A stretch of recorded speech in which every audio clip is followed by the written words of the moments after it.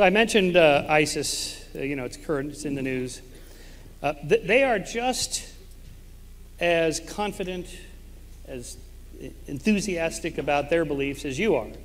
They believe in the same God as you guys. No, they don't. They say, no, they don't. Allah.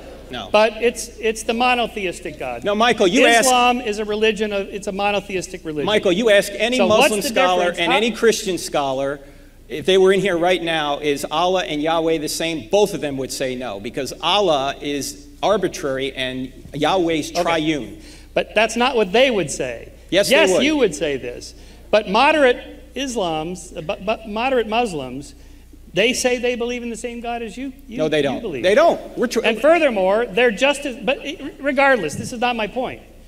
They believe in a God of some kind. How can any of us that are neither Muslim or Christian tell which God is the right one?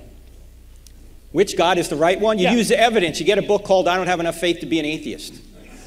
Well, I'm glad you wrote the sequel to the Bible, but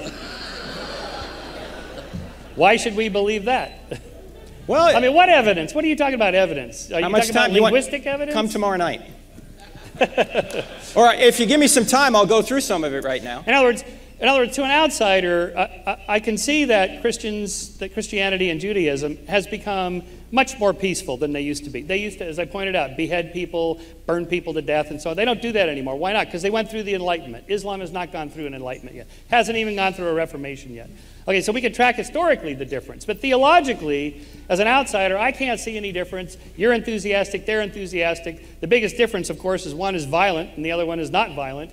And I'm glad to endorse Christianity over Islam in that sense. Although most Muslims would say, hey, that's not fair, that's not cool. Most of us are nonviolent and peaceful, so stop being an Islamophobe. So again, this back and forth, questions. How can we see, what's the difference? Well, first of all, there's a lot of differences between the Muslim God and the Christian God, but this may surprise you. I don't think you need the Bible or the Quran to know what's right or wrong. In fact, the Bible teaches that. In Romans chapter 2, it says the Gentiles who do not have the law written on their hearts. When Thomas Jefferson started the nation, he borrowed from John Locke, as you point out wisely in your book, who borrowed from Hooker, who ultimately got it from the Apostle Paul, because it's written on our hearts anyway. You don't need the Bible to know basic right and wrong.